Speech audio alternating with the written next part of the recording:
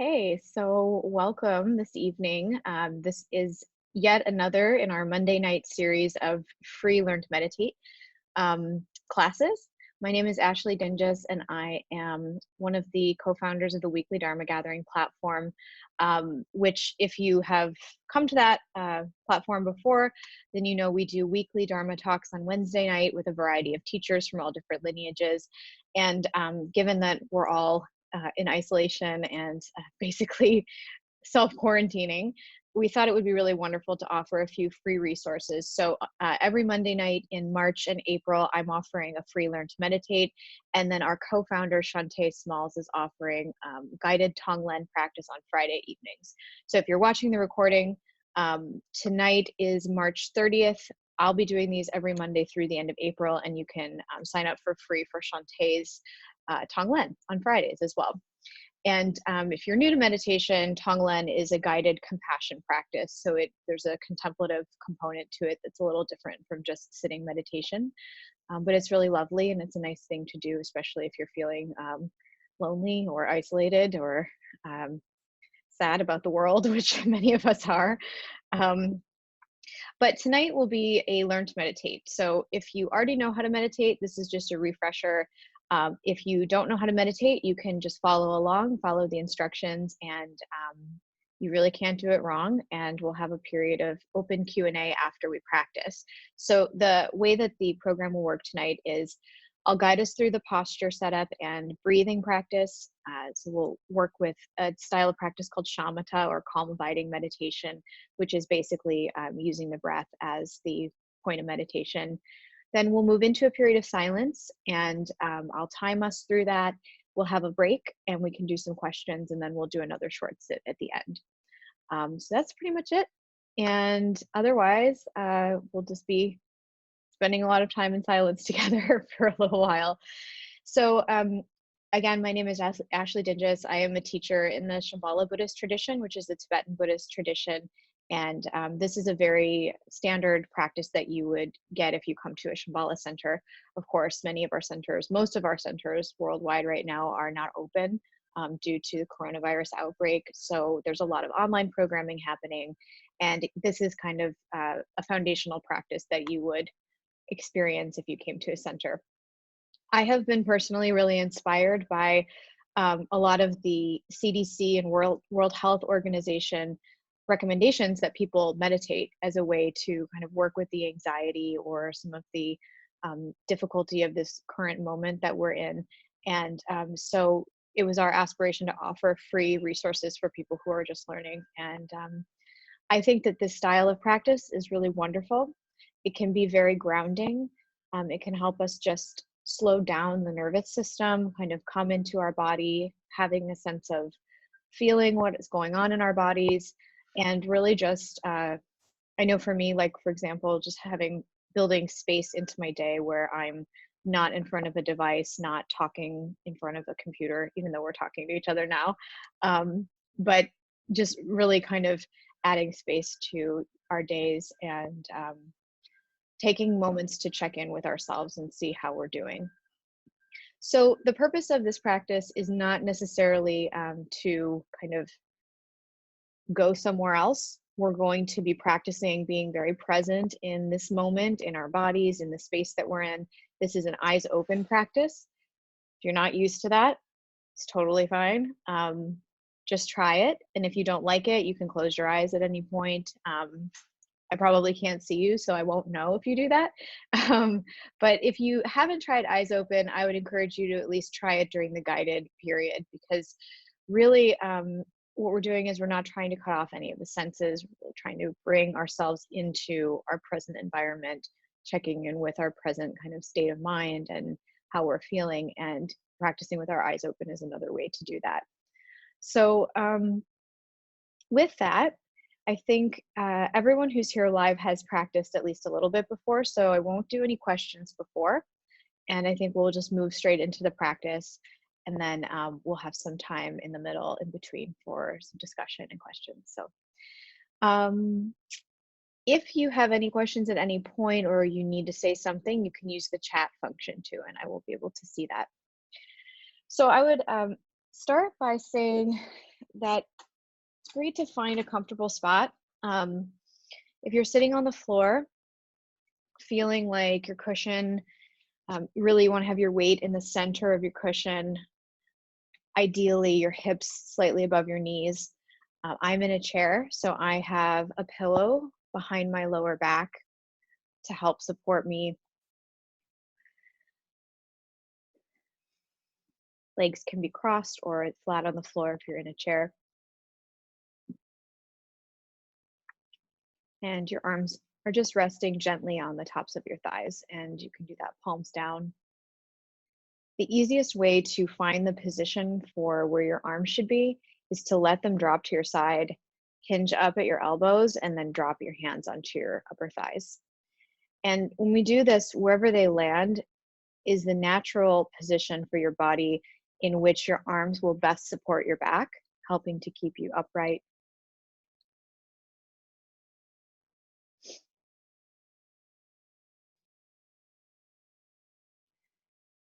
When you think about posture, it's really important to take time in the beginning of your practice to set up your posture. It will help you feel really comfortable to be able to sit through longer periods of sitting.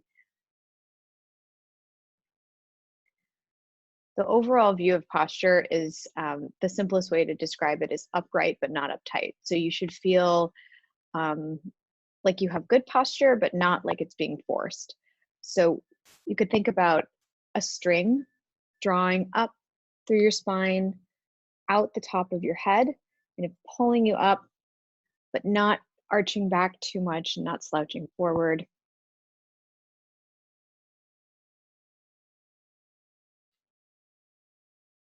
And the head's just kind of balancing at the top of the spine. You might drop your chin a half an inch, kind of just slightly tucking your chin, releasing the back of the neck.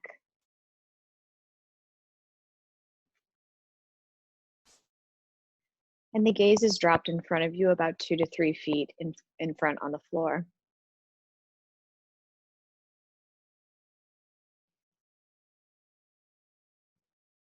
And the gaze is very soft, so it's not, shouldn't be focused on anything in particular.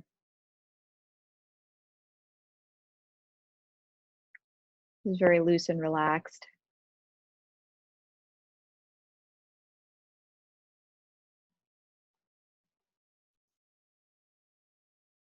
And when you're working with eyes open practice, I think one of the easiest ways to loosen and soften the gaze is to bring some awareness to your peripheral vision.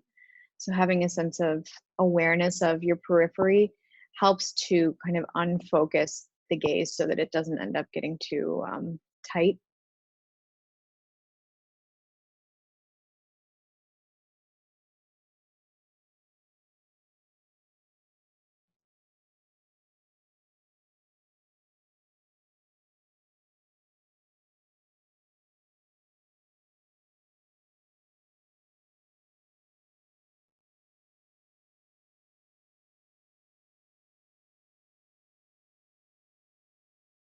And then this is really the basic setup of your posture. So should feel pretty comfortable where you are.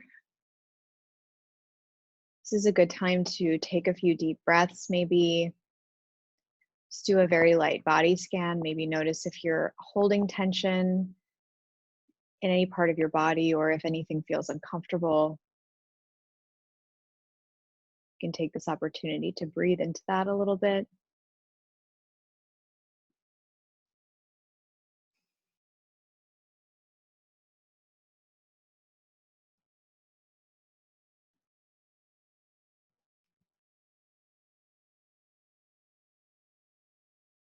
For me, I always notice when I'm doing this that I sometimes hold tension in my face. So you can almost let the jaw hang open a little bit. You can rest your tongue on the roof of your mouth, and that will help to kind of soften the jaw, maybe relaxing the muscles around your eyes.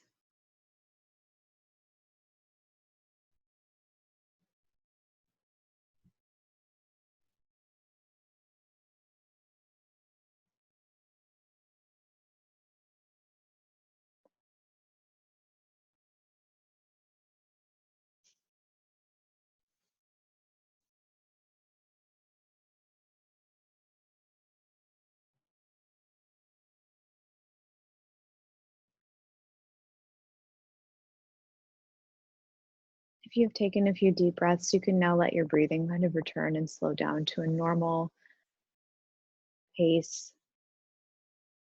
And just start to bring your attention to the feeling of breathing.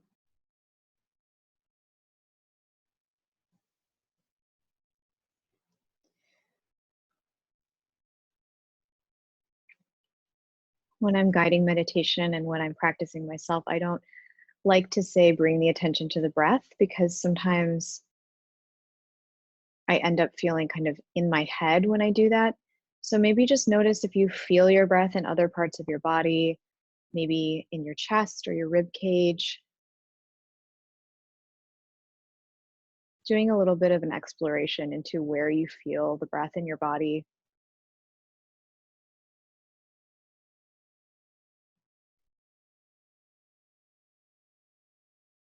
Maybe you feel it in your nose and mouth. You can feel the air moving in and out, shoulders rising and falling.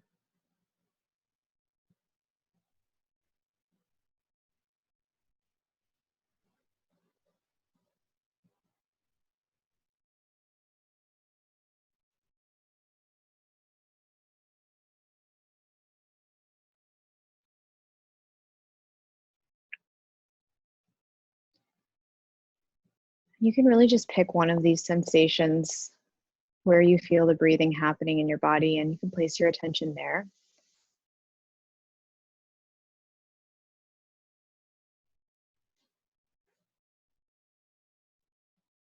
You can think of it like an anchor or your starting place. So, this is the place that we'll start the practice from.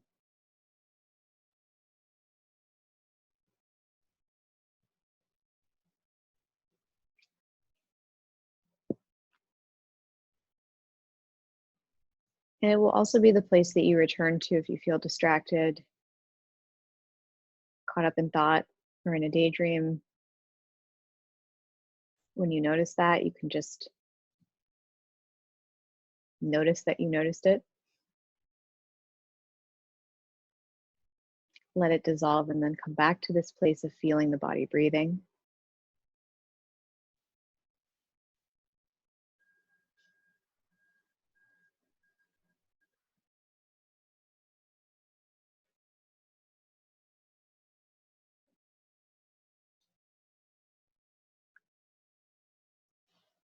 And that's all we're going to do. We're really just going to spend the next few moments together in silence, working with concentrating on our breathing.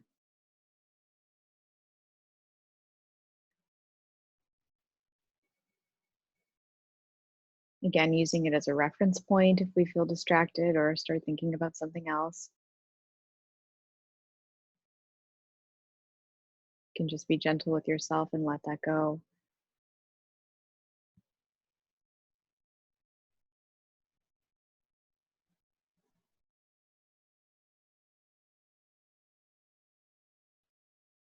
And I'll ring the gong now to start and end our practice together. So we'll move into a little period of silence here, just continuing to work with the body breathing. Again, using that as kind of the anchor for our attention. And we'll keep practicing together in silence.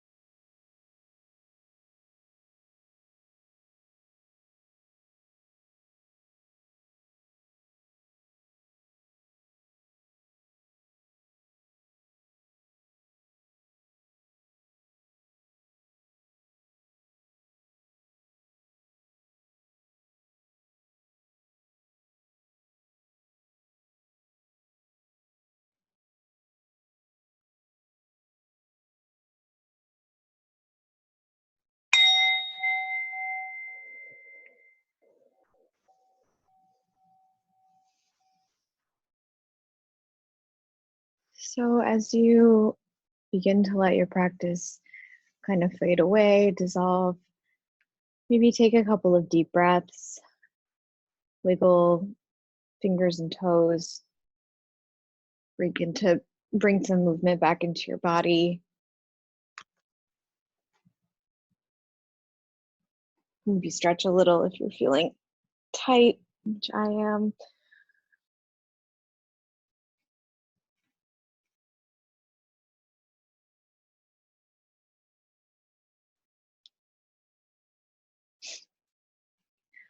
So that was about 15 minutes or so that we did together.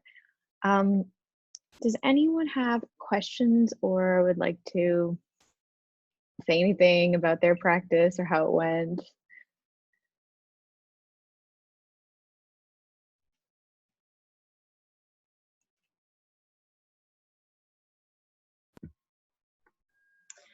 Yeah, that was hard for me. I haven't sat down and meditated in like 5 weeks, I would say, and I was so I don't know. I got kind of physically uncomfortable quickly. I felt kind of like, oh, this I need to stretch, or this position's uncomfortable, and I definitely had a very hard time not thinking. Um, so that was that was a very challenging, but it reminds me in the past how much benefit I've gotten out of meditation, and it reminds me or encourages me to practice more because practicing the practice makes it easier and makes it uh, gives you more benefit over time. So it's good. Yeah. Yeah, I mean, it definitely makes it feel like less of a hurdle to start again. That's one thing I found, that is if I go a long period without practicing, that when I start again, I often have a similar experience to what you described, is like, I'm so uncomfortable, I'm agitated, I don't want to be doing this. It's like showing up in my body in the way I feel. Um, so I definitely, I know where you're coming from. I've had that experience. Yeah. All of a sudden I need to stretch. How did I not notice this before? It's so excruciating. Oh my God. Yeah. When I was practicing, I was sitting there and I was like, I can't move my jaw. I was like, my face is so tense. All I wanted to do is rub like back here, and I didn't want to do it on camera. So I was just trying to kind of like breathe it out. But yeah, I had that experience too. I'm like, how did I must have been clenching my face all day. Must have just been like, and especially if you're home now, not getting a lot of exercise or movement, if you're sitting a lot at your desk or at your computer, I've just been noticing how uncomfortable my body feels at the end of the night.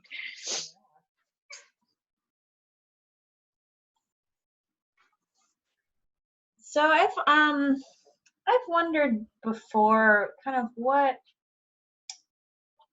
so I think I know the answer to this, but say for example, I was hearing noises during practice, like rain, a bird, my dog making noises. Is the philosophy to hear the sounds, not try to tune them out, but don't start thinking anything about them, just try to hear them and don't get attached, or don't start making a story out of it? It's a really good question. I live in New York City. It's very loud. It's almost impossible for me to meditate in silence. And that was very agitating to me when I started. I was like, I'm never going to be able to practice because it's so loud here. This style of meditation, because we have our eyes open, because we're not kind of cutting off our senses, we're trying to get more into the present moment than spacing out or going somewhere else. So yeah, so sound is part of your environment. And I love sound actually now, because usually when I notice a sound, it means that I'm not doing my practice. Like for me, I'm like, oh, like a sound will happen and then I'm like out of a daydream or something. And so it can help you, Mm. because it can be similar to just noticing that you're, you know, on your own, that you're like thinking about something. Mm-hmm. Noticing the sound, I would say probably the hardest part is to not have an opinion about the sound, especially if it's like coming from your animal or Yeah. is like a displeasing noise, like a car horn or something. Mm-hmm. Yeah, for me, there are a lot of ways you can meditate, and there are a lot of styles within this shamatha style that I taught. So you can have your gaze in various places. You can have more or less of an openness to your surroundings. I like to have kind of like, I guess I mean, I kind of like to have about 70% of my attention on the breathing and like 30% on my environment. So just having like an awareness of the fact that I'm in space, I can feel air, I can hear sounds, I smell things. That helps me because it kind of helps me to not feel like I'm tunneling in on my practice. So as much as you can hear things in your space and environment without kind of going further down the path with it, I guess I would say, like, not going into a whole storyline about it. I think it's good. I actually think it's fine to not be in a quiet space. Maybe noticing the rain just makes you, feel grateful for your environment, or connects you to nature. Practicing outside is really wonderful because it can be very loud with wind and birds and animals. Water, practicing near water can be very nice too. So yeah, I would say that you can invite it into your practice without making it the practice. Mm-hmm. What do you think, Kaya? You've practiced a lot, so what do you do about noises?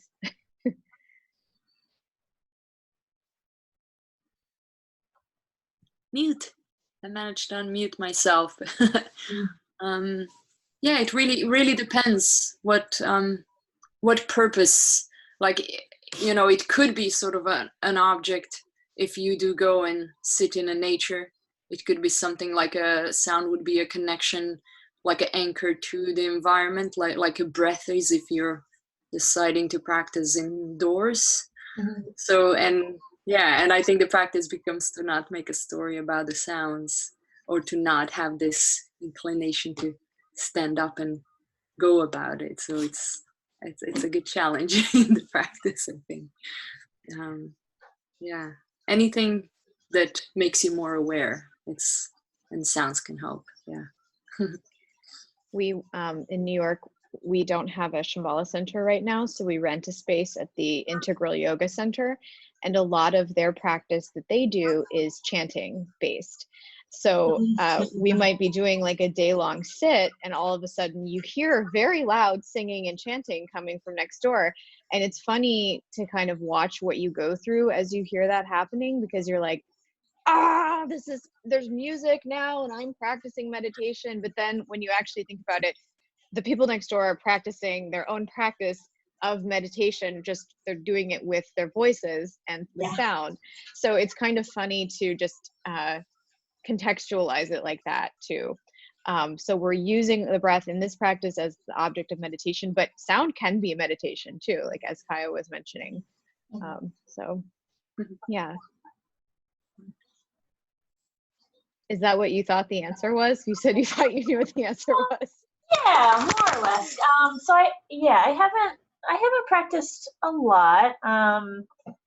I don't know, maybe I've meditated 15 or 20 times, but I have, before I started meditating, I kind of coincidentally had been reading Pema Chodron. And so based on what I know about her writing, and that she's a Shambhala practitioner, I kind of figured that the idea was and knowing what I know now about the Shambhala meditation is different in that we keep our eyes open versus closed to not cut ourselves off from the environment. I figured, well, probably have to let the sounds in too. And yeah, the trick is just to not get distracted by them. Or I think that, sorry, I didn't mean to talk over you. No, that's it.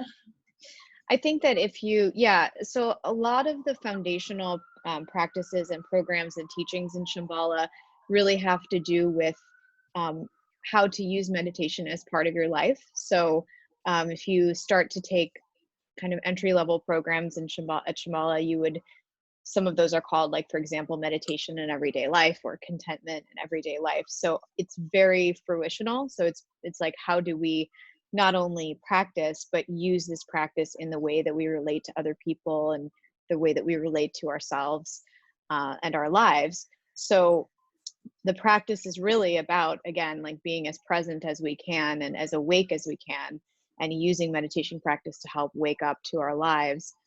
So that's a little bit different than other traditions that you might see. And if that is interesting to you, then I think Shambhala has a great curriculum. All of Pema's books are extremely wonderful for like working with people or working with difficulty in life. I love her books. I think she's a fabulous teacher. There's a lot of videos of her on the internet too, doing short guided meditations. So you could, if you're interested in like branching out too, she has a lot of like loving kindness and Tonglen practices that are on YouTube. So you can do like a guided thing. But yeah, I would really say that there's something interesting about the eyes open practice because it's less of a transition to get up off of the cushion and go back into your life. It's like you've been sitting with your eyes open, you've been very present with yourself, and then you continue. For me, that has been something I really love about the Shambhala tradition and practices, because it blends very seamlessly into my life, even though I like doing retreats too. But yeah, so that's totally sounds about right. Yes. So we have a few minutes left and we could do another short sit. Does anyone have any questions or anything else to, thoughts or feelings? No, not me. Okay, so let's do another short sit. This time I won't really guide us or anything. I'll just help us get set up into posture, and then we'll just kind of quickly drop into the practice, go right into a period of silence and have a shorter little bit of sitting for maybe closer to like 8 to 10 minutes. And I will again ring the gong to start and finish. So just go right back to where you were with your posture. If you need to make adjustments now, then please feel free, especially if you're uncomfortable. Again, if you're sitting on the floor, feeling like your hips are above the knees, spine rising out of the pelvis, upright but not uptight. Same if you're in a chair, feet on the floor. Maybe take a few deep breaths to kind of ground yourself into your body.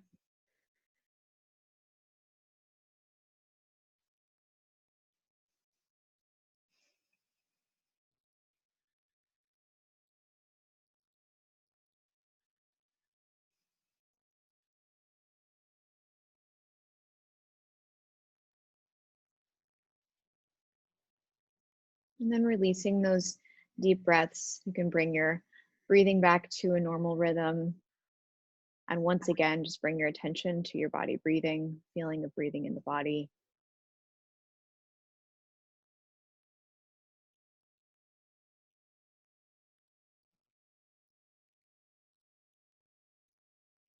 Maybe focusing on the same feeling that you did before or exploring something new.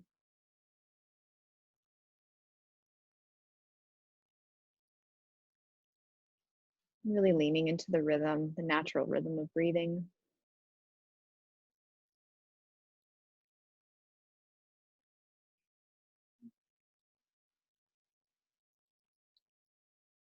And we'll start our practice here.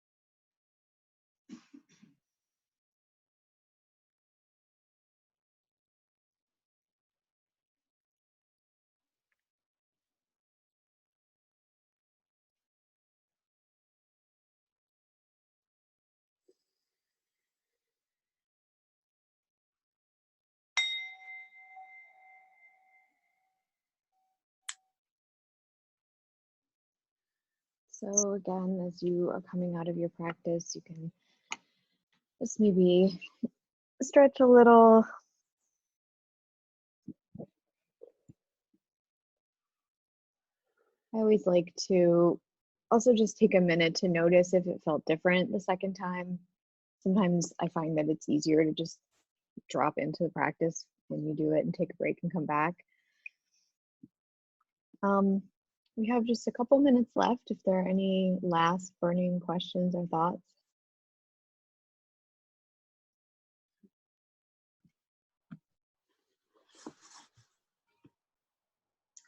Not really. Just to say, for me, the second practice was definitely easier, and I felt closer to. I was able to notice much more quickly when I had started thinking, and actually able to redirect myself.